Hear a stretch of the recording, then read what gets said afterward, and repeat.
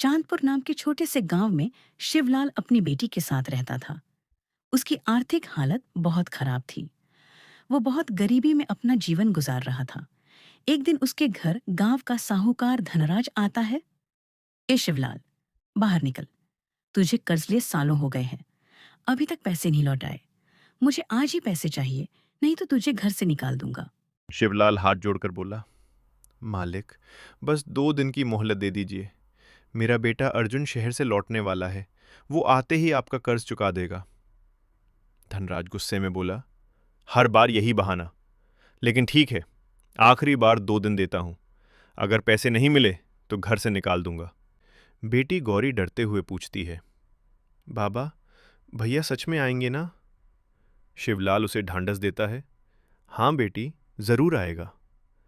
2 दिन बीत जाते हैं। तभी एक आदमी दौड़ता हुआ आता है।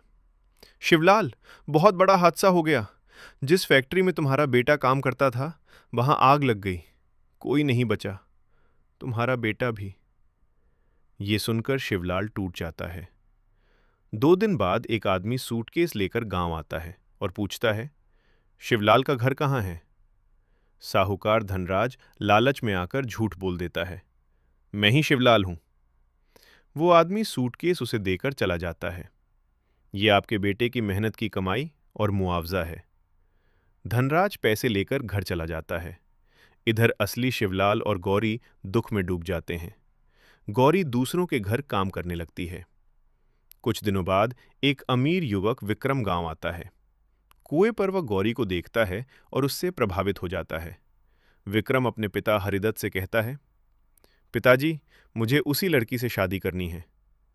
वे लोग साहूकार के घर रिश्ता लेकर जाते हैं, लेकिन वहां विक्रम समझ जाता है कि वो लड़की कोई और थी।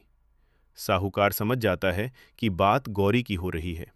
वो सोचता है, अगर विक्रम को गौरी मिल गई तो मेरी बेटी का क्या होगा? वो चाल चलता है और शिवलाल को गांव से निकलवा देता है।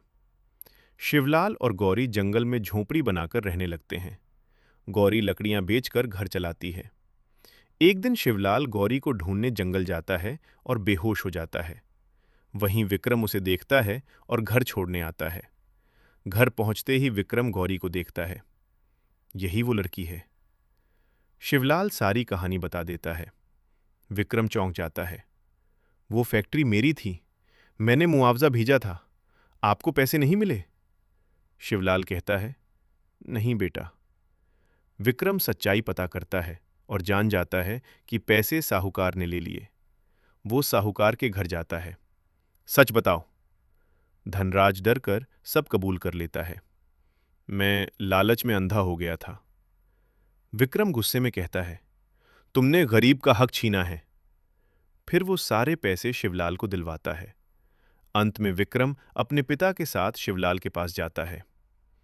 हम गौरी का हाथ मांगने आए हैं। शिवलाल की आंखों में आंसू आ जाते हैं। आज मेरा बेटा सच में लौट आया।